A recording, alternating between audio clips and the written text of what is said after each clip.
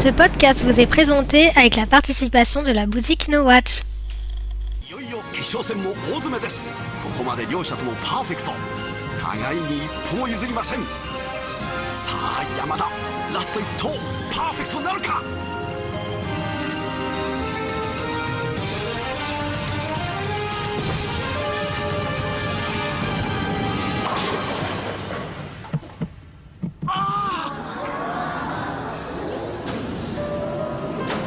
スタッフも信じられないといった様子です。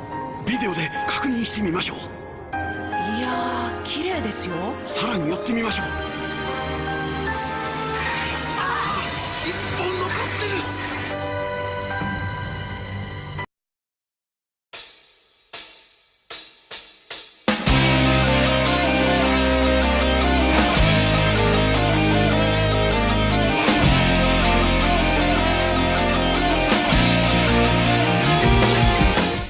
Salut à tous et bienvenue dans le 13e épisode de Gaijin TV.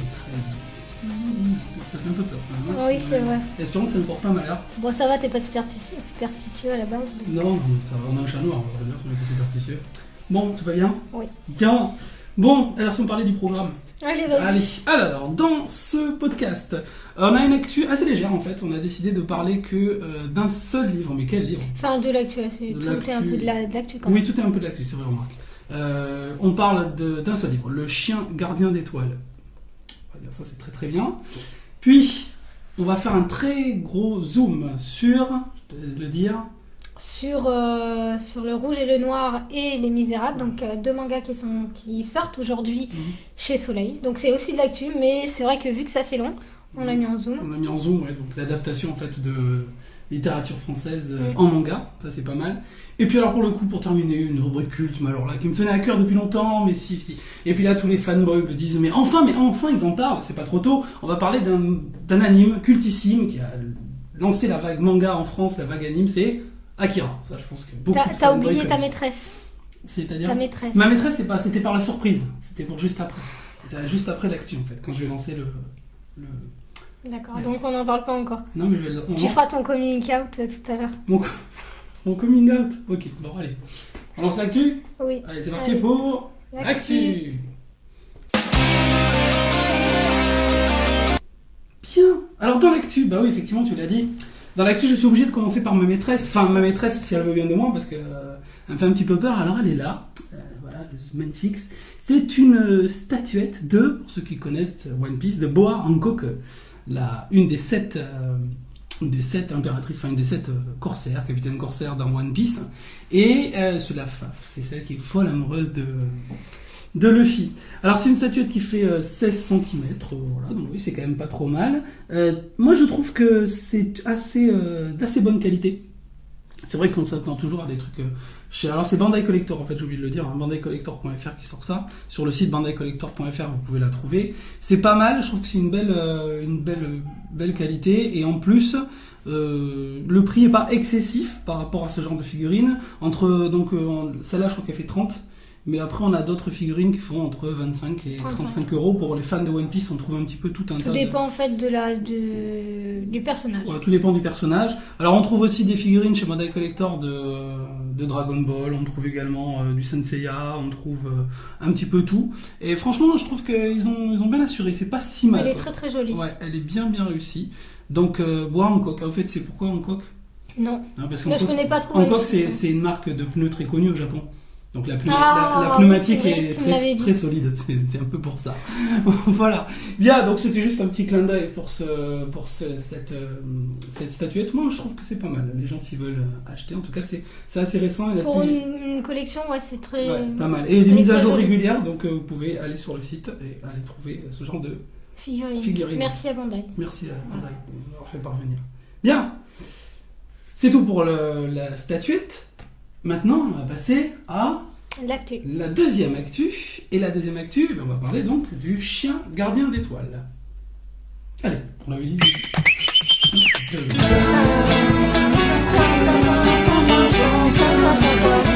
peux pas siffler, moi je suis trop nul.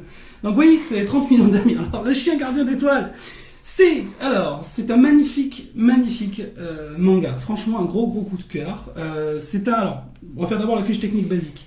C'est un seinen, pour l'instant en 2 volumes. On en a qu'un, mais donc le deuxième volume va pas tarder à arriver. Sorti au Japon en 2008. Et là, pour nous, en France, c'est sorti en mai 2011 aux éditions Sarbacane. C'est pas une édition, une grosse maison d'édition, mais franchement, En tout cas, dans les mangas. Dans les mangas, c'est pas leur truc. Et là, ils ont fait un truc qui est assez vraiment sympa. Alors, faut savoir que c'est un best-seller au Japon. Ça a été quand même vendu à 400 000 exemplaires. C'est pas mal du tout. C'est un manga qui a reçu de très nombreux prix. Alors, je sais pas, j'ai pas fait l'inventaire, hein, mais il a reçu déjà des prix assez prestigieux. Ça coûte 17,50 €. J'avoue, c'est pas donné. Mais 17,50 €, franchement, ça les vaut.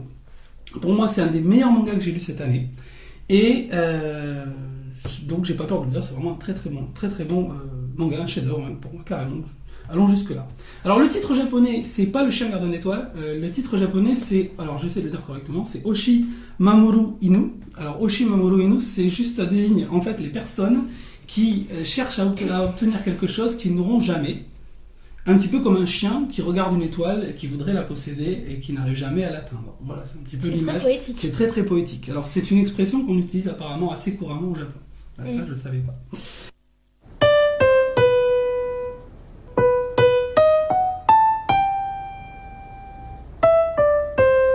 お父さん、あや。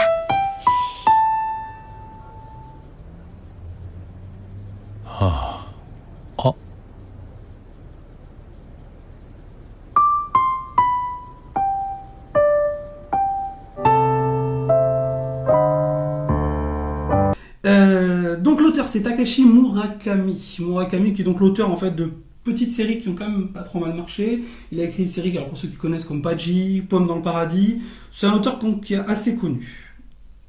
Donc bon, il a fait quand même pas mal de choses avant, c'est pas un inconnu au Japon. En France, si, complètement inconnu, mais par contre au Japon, c'est quand même quelqu'un qui est assez référence. Sur l'histoire en elle-même. Alors l'histoire, elle se découpe très clairement dans ce manga, en tout cas dans le premier livre qu'on a là, en 2 parties.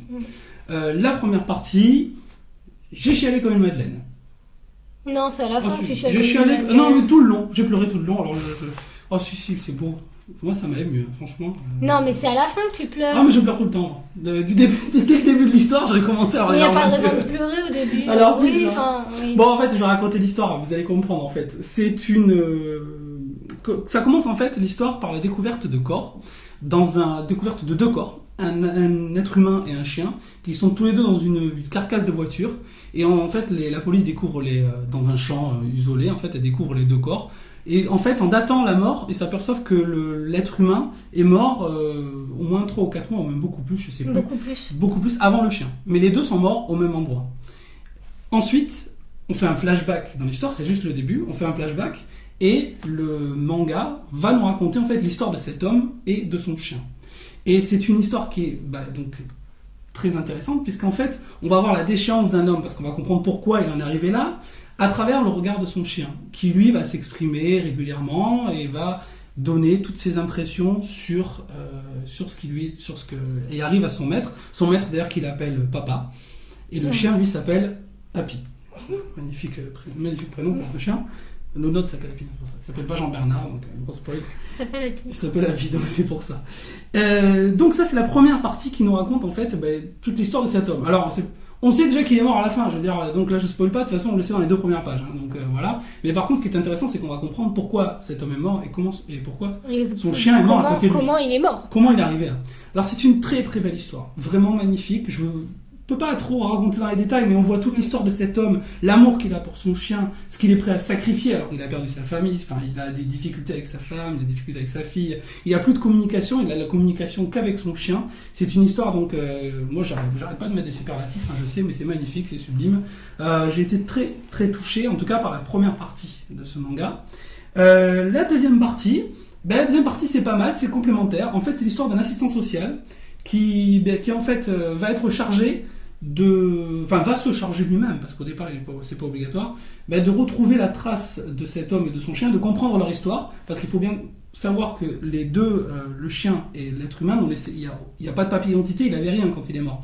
Donc en fait, l'assistant social va essayer de remonter la piste de cet homme et de comprendre qui il était, donc son identité, et ce chien, qui c'était, pourquoi ils étaient aussi proches l'un de l'autre. Et il va remonter la piste donc, de cet homme qui est mort, tout en se remémorant lui-même son passé, où il avait une grande histoire d'amour, entre guillemets, hein, une très grande histoire d'amitié, en tout cas avec un chien avec qui il a vécu quand il était enfant.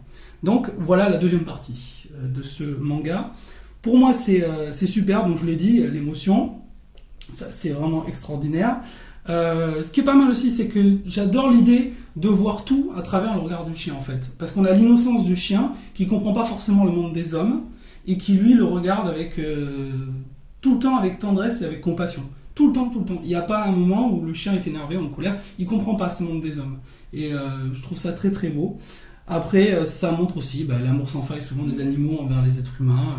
Donc ceux qui ont des animaux de compagnie, je pense qu'ils peuvent comprendre ces sentiments-là qu'un animal peut avoir envers vous, quoi. Donc pour moi, superbe. Pour 20 toi, sur 20, c'est ça? 20 sur 20, jackpot. Voilà. Pour toi? Alors pour moi, en fait, oui, je suis totalement d'accord. J'ai découvert ce manga sur un site internet, sur Manga News. Et en fait, moi, au départ, je me suis dit, déjà, rien qu'avec le visuel de la page de garde, je me suis dit, il faut que je voie vraiment. Ça m'a vraiment intriguée. J'ai trouvé cette image magnifique. Je vais le montrer.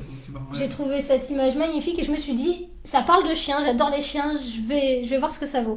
Et je m'attendais pas du tout à une histoire comme ça.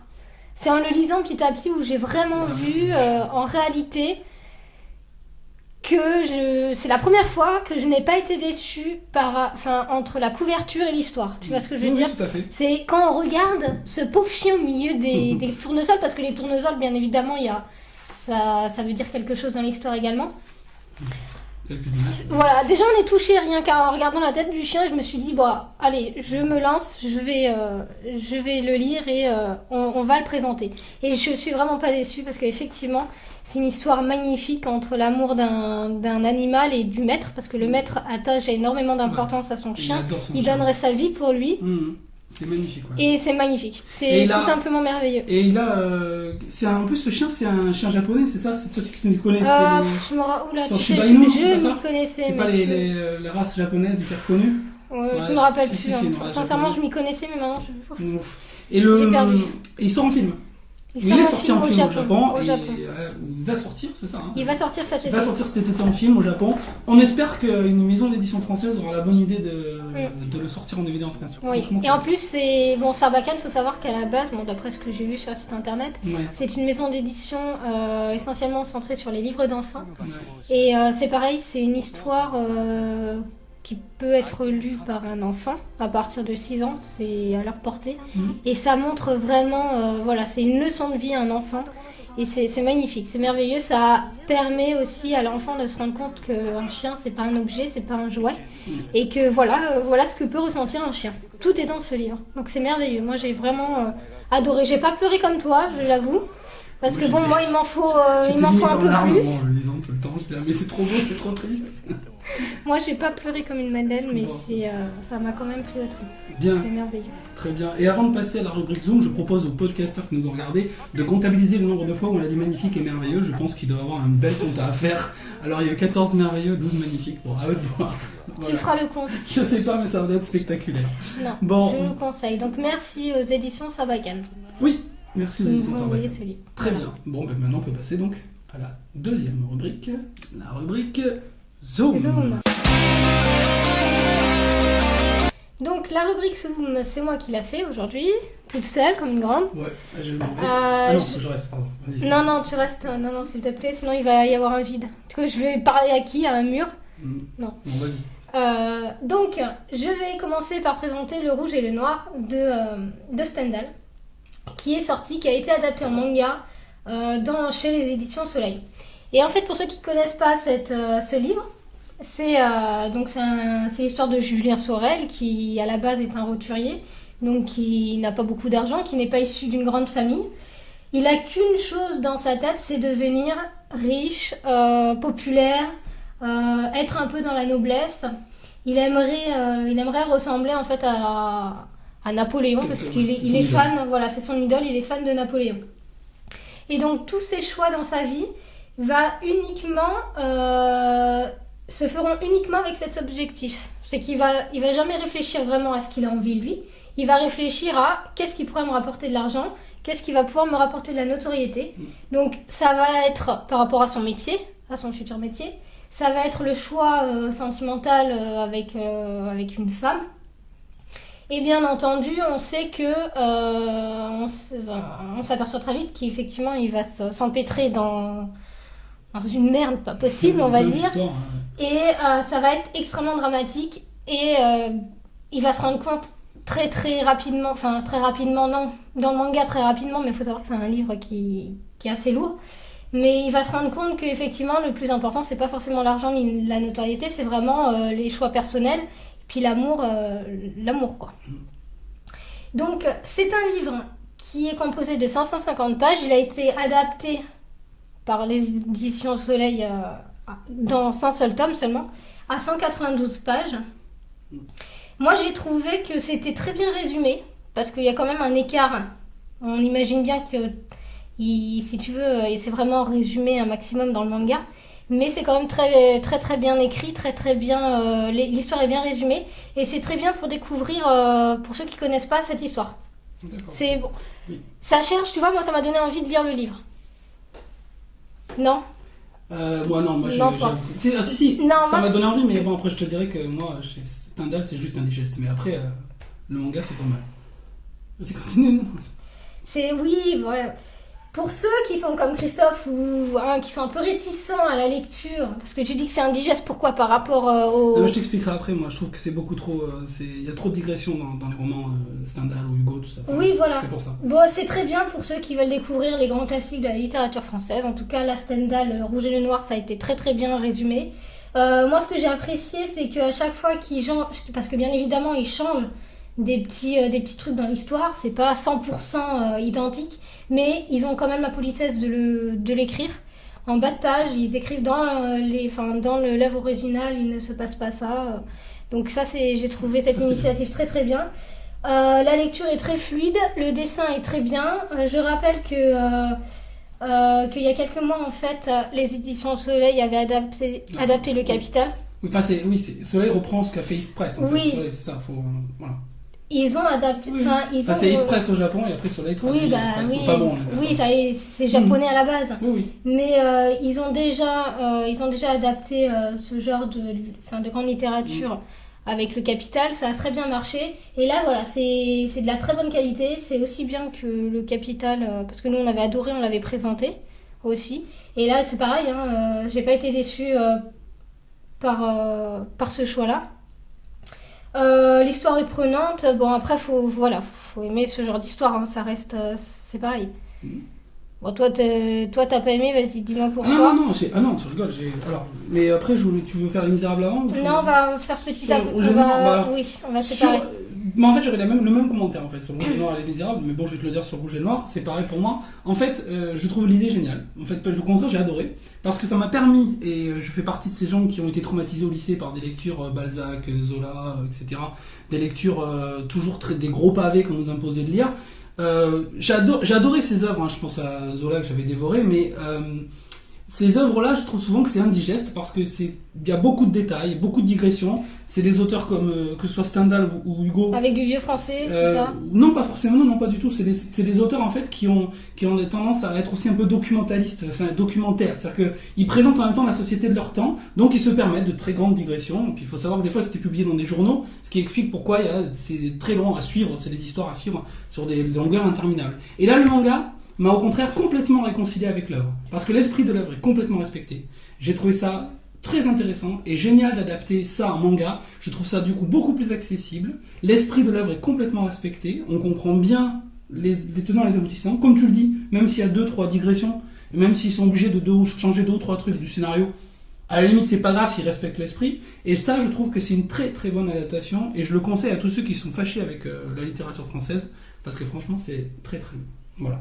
Bon, bien entendu, moi je ne conseillerais pas à un lycéen en en première français qui passe le bac. Oui, pour comparer. Oui, bon, évidemment. Non, pour comparer, pour le sincèrement, quand je dis que ça m'a donné envie de lire l'original, je trouve que c'est un énorme compliment pour les éditions qui ont adapté ce livre, parce que je trouve ça quand même difficile de pouvoir faire rentrer une histoire aussi complexe dans un manga avec du dessin, avec beaucoup d'années de décalage et en pages limitées, quoi. Ouais.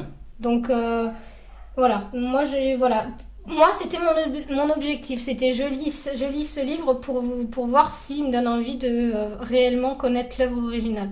Et là ça a été le cas. Effectivement, ça a conseillé aux personnes qui ont peur des gros livres et qui veulent un peu plus s'intéresser à la littérature française. Ouais. Donc voilà. Ok. Donc très très bien. Tu veux dire, le deuxième tome, toujours. Deuxième. On reste dans le même esprit. Hein. Voilà, donc deuxième manga qui est sorti en même temps. C'est donc Les Misérables de Victor Hugo, pareil, hein, chez Soleil. C'est un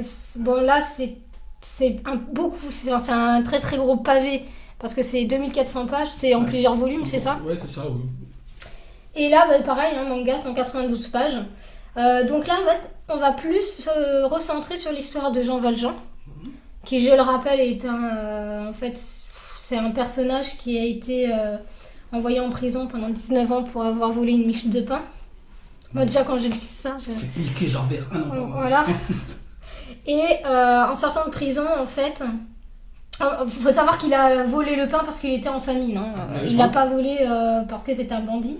Il a volé parce qu'il avait faim, comme beaucoup de monde à cette époque. Et donc, il va en prison pendant 19 ans. Il sort de la prison et là, c'est pas un voyou. Il n'a pas la mentalité de voyou. Et pourtant, toute sa vie, il va être persécuté par un officier qui est Javert. À chaque fois, je me trompe. Javert. Valjean, t'es qu'un pédé.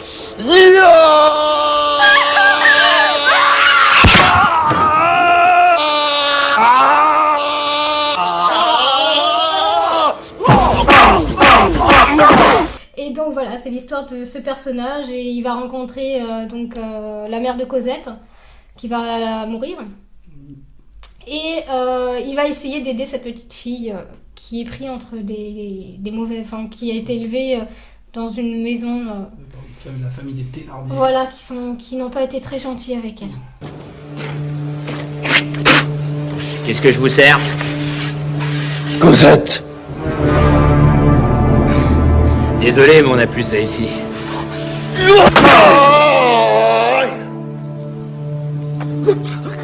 J'ai pas de temps à perdre, Thénardier. Cosette.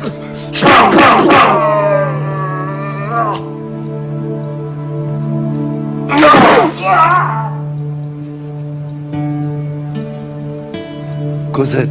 Donc voilà, c'est vraiment l'histoire de Jean Valjean. Oui, ils ont recentré sur Valjean. Ouais. Voilà, donc moi c'est pareil, hein, j'ai beaucoup aimé. C'est très bien écrit, pareil, hein, il y a toujours des petites notes à la fin de chaque page pour dire ce qui est différent par rapport à l'œuvre originale.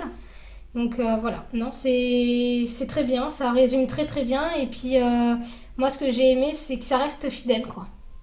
Ça reste vraiment fidèle à l'œuvre originale. Voilà. Complètement. Ouais. Donc pareil, même critique. Hein, Même critique, encore un choix très judicieux. Encore un choix très bien. Et moi aussi pareil, sauf que là, petit plus pour Le Misérable pour ma part. Mieux que Stendhal. Ah non, moi j'ai aimé les deux. Moi j'ai vraiment adoré Le Misérable, je trouvais qu'il y avait beaucoup d'émotions. Disons que oui, Le Rouge et le Noir c'est vraiment l'histoire d'amour, quoi. Ça se rapproche un peu de Roméo et Juliette. Enfin, c'est différent, mais c'est vraiment une histoire d'amour. Hein. C'est vraiment... Oui. C'est vrai que il y a plus d'histoire d'amour. Le Misérable, c'est plus une œuvre Les sociale. deux histoires sont dramatiques, donc je pense que ça peut plaire à tout le monde. À tout le monde. Mais ce que je veux dire, c'est que Les Misérables, c'est pas une histoire d'amour et ça plaît aussi aux filles parce que c'est très dramatique et sentimental aussi. Donc, oui, voilà. Les Misérables, oui.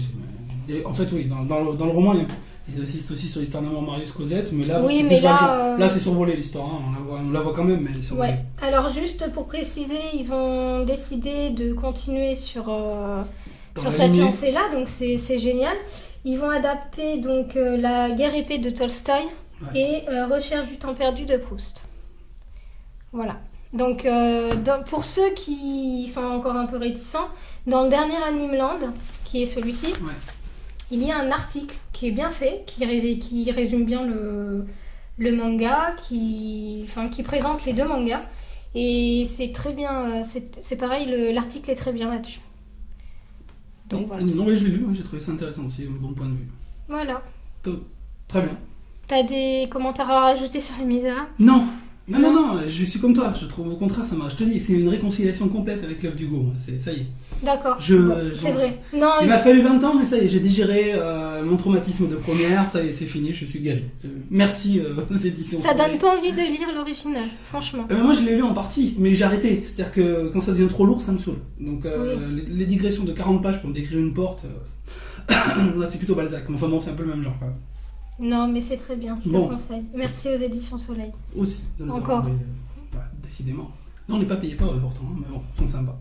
Bon, allez, on va passer à la rubrique culte, pardon. Allez. Mais avant de passer au culte, une petite message de notre sponsor, yes, la boutique No Watch.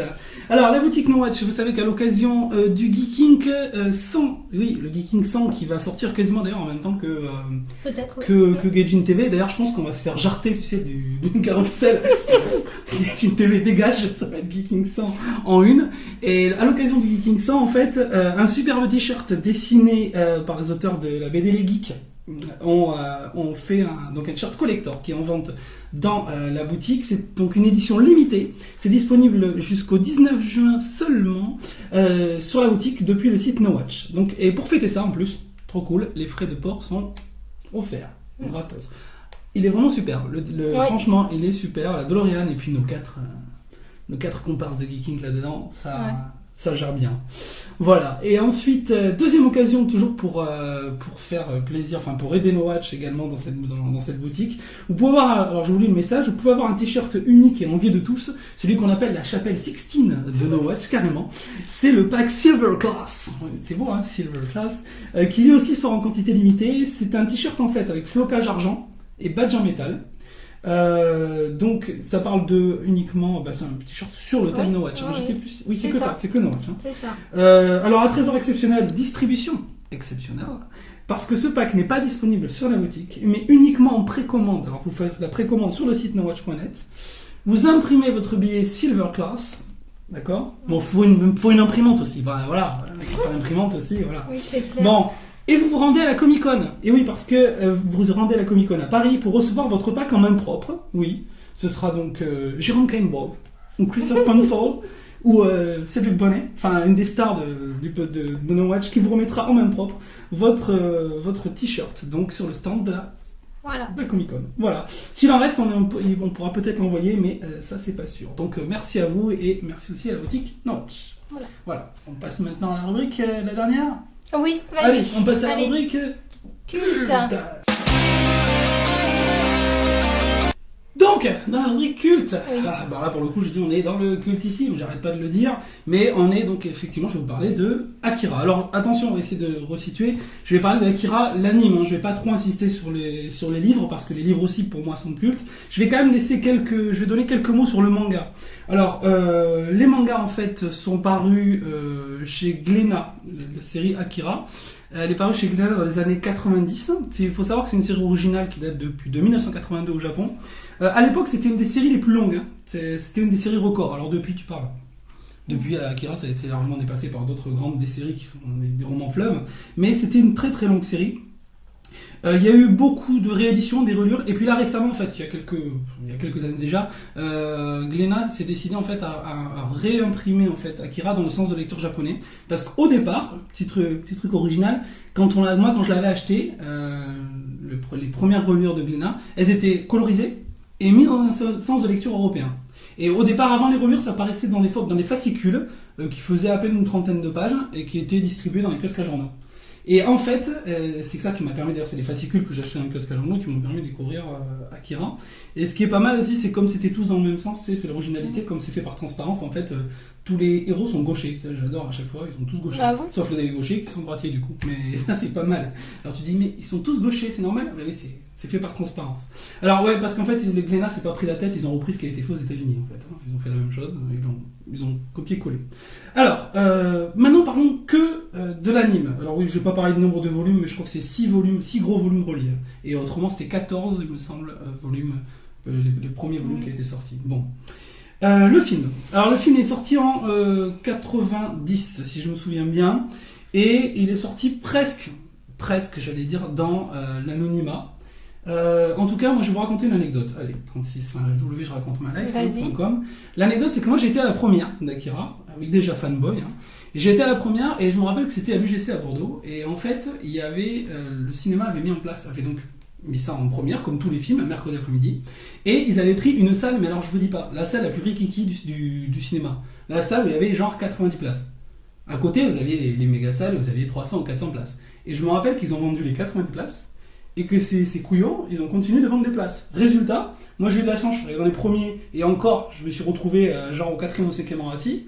Mais alors, il y avait des mecs debout au fond de la salle. En fait, le film a eu plus de succès qu'il n'aurait espéré.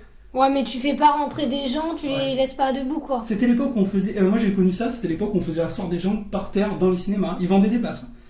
Maintenant je crois que maintenant tu te fais tuer. Mais à l'époque, moi je me souviens, je regardais des films déjà assis dans les escaliers dans des cinémas. Donc voilà l'histoire, voilà ce qui m'est arrivé. Donc petite anecdote. Enfin en tout cas, j'ai pas regretté d'être dans les premiers à le voir et je me suis complètement régalé. Alors avant de... Bref, pour vous dire beaucoup de choses, je vais vous parler quand même de l'histoire. Elle est assez complexe à résumer. En fait, ça se passe dans une ville, dans Tokyo, dans le futur. Ça se passe à Tokyo dans le futur, qui a été reconstruite après la 3e Guerre mondiale. Il y aurait une 3e Guerre mondiale. Mais dans le futur, par rapport à la date de sortie, ce serait quoi dans le futur ? Alors c'est pareil, ça varie selon les éditions. Je crois que c'est 2010 ou 2012. D'accord, donc de nos jours. Oui, c'est vrai. Mais 82 jusqu'à 2010, c'est pour ça que je 30 ans. demande. Donc en tout cas, il y aurait eu une 3e Guerre mondiale à un moment donné et la ville a été reconstruite. D'accord. Et Tokyo s'apprête à accueillir les Jeux Olympiques de ce moment-là. D'accord ? Mais alors à ce moment-là, on est dans une ville ultra moderne et tout, en reconstruction quand même. Donc, et on a l'histoire d'une bande de loupards en fait qui circule en moto dans les rues de la ville, donc rien d'extraordinaire. Ce qui va se passer, c'est qu'à un moment donné, je vais pas vous raconter tout, l'un de ces motards qui s'appelle Tetsuo, qui est un des personnages les plus intéressants d'ailleurs du manga, va être victime d'un accident. Et parce qu'il va rencontrer un enfant avec un visage de vieillard, un truc un peu étrange. Oui. Et à cause de cet accident, en fait, il va être embarqué par l'armée, direct. L'hélico, il arrive, il embarque le gars, le jeune Tetsuo, et il va se révéler des pouvoirs télékinésiques. Je passe beaucoup de détails, il parvient à s'évader, et grâce à ses nouveaux pouvoirs, en fait, il va s'opposer à son ancien chef de bande, un certain Kaneda, qui est aussi l'autre héros de l'histoire. Et en fait, petit à petit, les deux ados, et donc Kaneda et Tetsuo, plus leur bande et d'autres personnages, vont se retrouver embringués dans un truc qui va les dépasser complètement, et dont l'enjeu serait un certain Akira, qui est un enfant qui aurait des pouvoirs extraordinaires, et cet enfant qui serait en sommeil, quelque part dans Tokyo, et son réveil pourrait causer, selon certains, la fin du monde, et selon d'autres, au contraire, la naissance d'un nouveau monde. Je peux pas tout raconter parce que l'histoire est quand même assez complexe. Alors, pourquoi parler d'Akira ? Akira, c'est avant tout, donc pour les gens qui veulent découvrir le manga, c'est un truc qu'il faut absolument voir, parce que c'est cet anime qui a lancé véritablement la déferlante manga et anime en France. Donc c'est parti de là, c'est vraiment le point de départ. C'est une œuvre qui est complètement révolutionnaire pour les années 80, enfin des années 80 au Japon et 90 en France, parce que Otomo est considéré, donc Katsuhiro Otomo, l'auteur, est considéré comme en fait le second dieu du manga, c'est-à-dire que le premier dieu ce serait Tezuka, qui d'après la Seconde Guerre mondiale a lancé une première vague de manga et de mangaka qui ont beaucoup copié le style Tezuka. Et puis dans les années 80 arrive Katsuhiro Otomo avec sa bombe atomique, son œuvre extraordinaire, Akira, qui va influencer finalement toute une génération, même ceux d'aujourd'hui se disent influencés par Otomo. Alors les influences d'Otomo, par contre, c'est assez amusant à savoir, Otomo lui-même se dit influencé par beaucoup d'autres œuvres qui sont occidentales. Par exemple, il aime beaucoup le dessin de Moebius, Janjiro, ceux qui connaissent Moebius. Beaucoup de japonais. Il aime beaucoup Janjiro, oui, il savait beaucoup de japonais, tu as raison. Miyazaki d'ailleurs adore aussi Janjiro, Moebius. Il se dit influencé par les œuvres de Marvel, par les comics américains, et il adorait la SF, il a regardé Star Wars, comme beaucoup de gens dans les années 70, et ça l'a beaucoup influencé dans l'idée de faire Akira. Il avait fait une œuvre déjà un peu fantastique avant qui s'appelle Domu, Rêve d'enfant, qui est un très très bon manga aussi que je conseille vivement, mais là, Akira, il atteint vraiment le sommet de son art, on considère que c'est vraiment le sommet de son art. Donc, je vous le dis, c'est une révolution parce que c'est déjà un style complètement différent de la ligne claire classique de Tezuka. On a des personnages qui sont dessinés différemment. On a une véritable qualité à l'époque. C'est dans les années 80, on a une qualité qui est extrême. Alors aujourd'hui, bien sûr, beaucoup de gens vont dire attends, si quelqu'un voit un anime de 2010, il va se dire mais attends, Akira, c'est rien d'extraordinaire. Replacez-vous il y a 30 ans et vous allez voir qu'Akira, à l'époque, ça dénote. Et puis surtout que je crois que dans les années 80, même en France, les seuls trucs qu'on a en animé au cinéma, c'est Disney, quoi. Pas de mauvaise qualité, certes, mais enfin bon, on a des histoires gnangnang. Et là, on vous propose un film SF en anticipation post-apocalyptique avec un dessin magnifique. Donc là, c'est vraiment une très très grosse révolution. Ce qui est intéressant, les petites anecdotes aussi, la métaphore de la bombe atomique, puisque l'histoire aussi tourne beaucoup autour de l'explosion nucléaire et du traumatisme du Japon face à l'explosion nucléaire. Et comment s'appelait la bombe atomique qui a détruit Hiroshima, tu le savais? Ça s'appelait Little Boy. Et le héros d'Akira, c'est ça doit être ça. Akira, c'est un petit garçon, Little Boy, donc la métaphore a été faite exprès, c'est un choix volontaire. Je pourrais parler des heures, mais je parlerai aussi de pourquoi regarder Akira, je parlerai aussi de la musique. On a une musique qui est quasiment inclassable. Je la trouve excellente parce qu'elle est inclassable. Il y a un mélange de synthé, de chœurs de chorale, il y a des percussions japonaises, vous avez ensuite des sons de guitare, vous avez un mélange sonore qui est très, très original, quasiment inclassable. Il a voulu, je pense, le compositeur a voulu créer une musique qu'on pourrait pas mettre dans les années 80, 90 ou 2000. Une musique qui serait complètement hors du temps, quoi, tout simplement.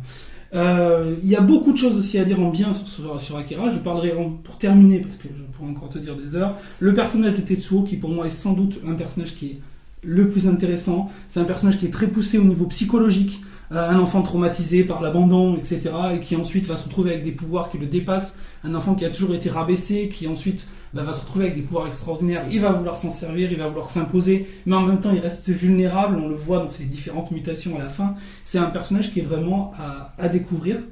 Et puis je terminerai aussi toujours sur le côté génial, pour la conclusion sur Akira, le côté génial, c'est ce côté onirique, fantastique de Otomo.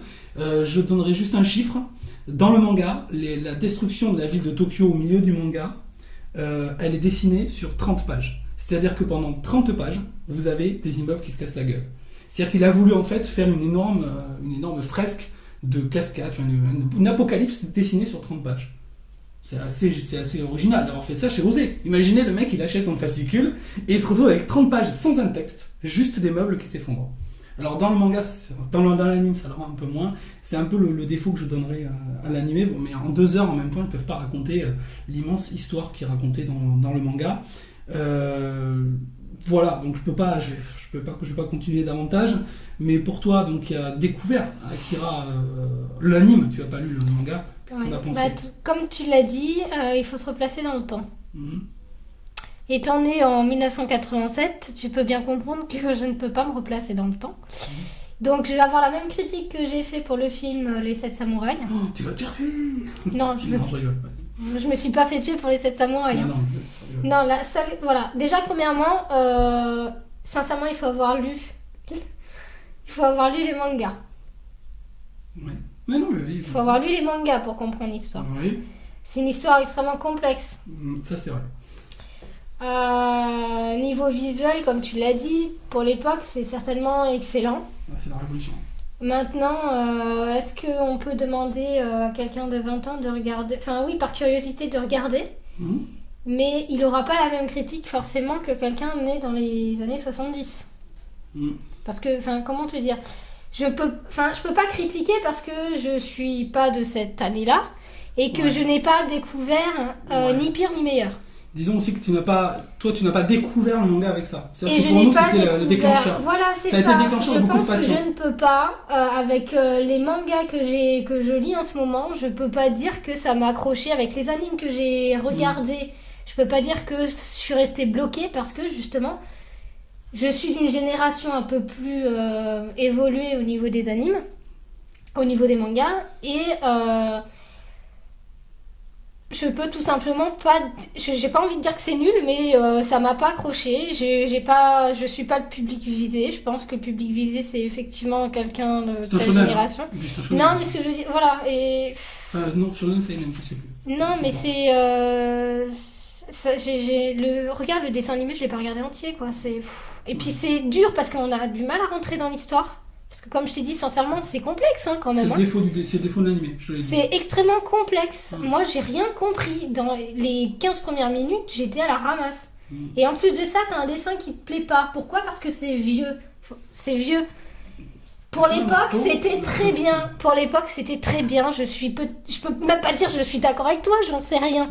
J'étais pas née, tu comprends ça ? Je n'étais pas née. Donc moi, j'ai commencé à regarder des mangas, c'était Dragon Ball Z, mon premier manga. C'est mieux. Non, oui. Vas-y. Non, mais tu vois ce que je veux dire. Mon premier manga, c'est Dragon Ball. Dragon Ball, et comment elle s'appelait là ? C'était Sailor Moon. C'est ça que je regardais, moi. Ouais.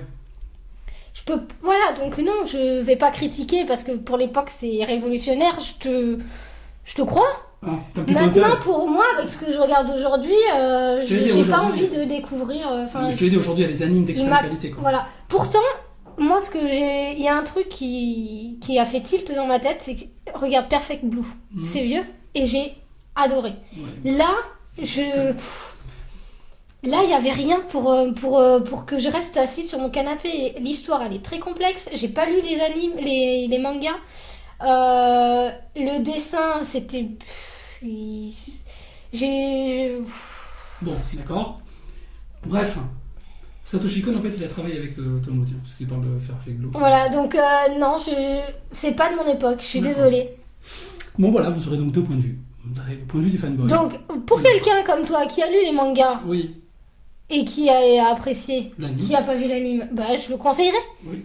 Mais pour quelqu'un qui n'a ni lu les animes, né 20 ans après, voire 30 ans après, il y a des histoires visuellement beaucoup plus jolies à regarder. Quand il y aura un remake, pourquoi pas ? D'accord, ok. D'accord ?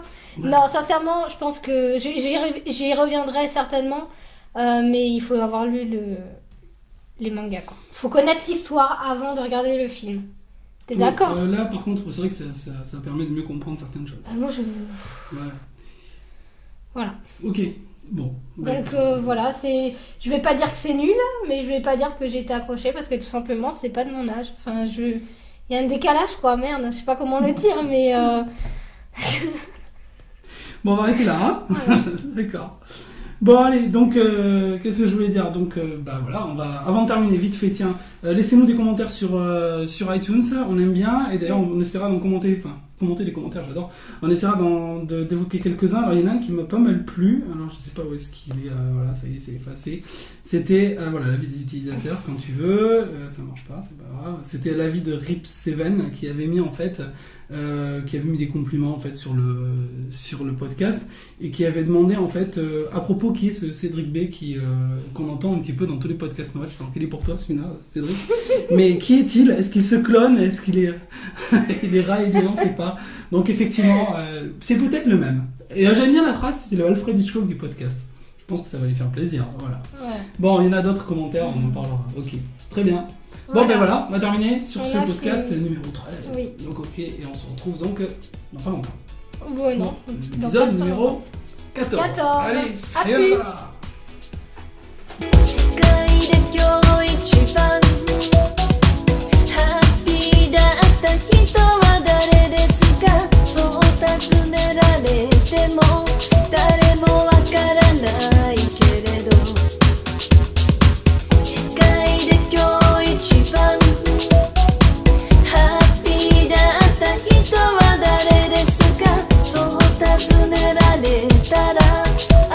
Alors je réponds comme toi. Non, j'ai fait un rêve abominable cette nuit.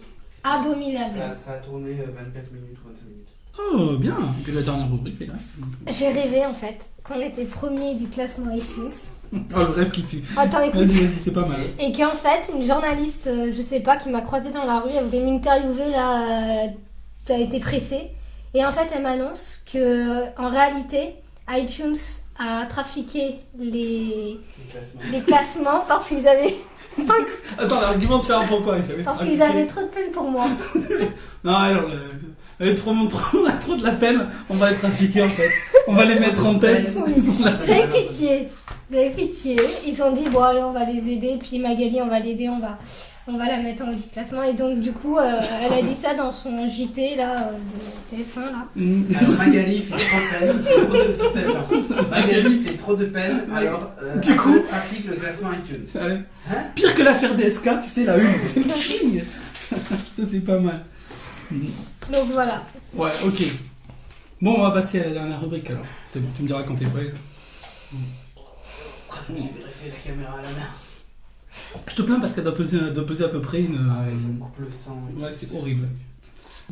La caméra qui tombe. On a fait long pour le dernier, je pense. 42 G. Ouais. Je coupe. Ouais. Juste, tu veux. Akira, mais cette moto mythique. Ah, la moto, je n'ai pas parlé, j'ai trouvé. Ah, je la mettrai en photo. Il y a des fanboys qui l'ont refaite. C'est vrai qu'il y a une Mais oui, moto. attends, Attends, la moto, elle est fantastique, la moto. Tu es Ah, obligé de mais le pour dire. l'époque, c'était certainement Ah fantastique. non, la moto, elle est futuriste. Ça a pas vieilli. Moi, je trouve pas. Moi, écoute, moi, l'anime qui m'a montré, moi, visuellement, ça donnait rien à la tête. Aujourd'hui, ils copient tous. Ils copient tout ce que fait Mais Akira. non, même les traits, les dessins et tout ça, Ouais, ils ça sont marche pas. typés, mais je les ai pas trouvés vieux. Ça reste vieux par rapport à ce que t'as aujourd'hui, c'est un visuel qui reste assez vieux. C'est pas que c'est vieux, c'est que c'est un style qui est différent, c'est tout, mais Moi, je je suis trouve sûr ça qu'aujourd'hui, vieux. ils pourraient faire des animés exactement sur le même truc. Hein. Ouais, Complètement. le même tome, le même thème. Mais tu vois, moi, je trouve que Perfect Blue, ça passait mieux à côté. Pourtant, le dessin est un peu inférieur. quand même. Oui, mais bon, t'as l'histoire aussi qui joue dans ça. Ou alors c'est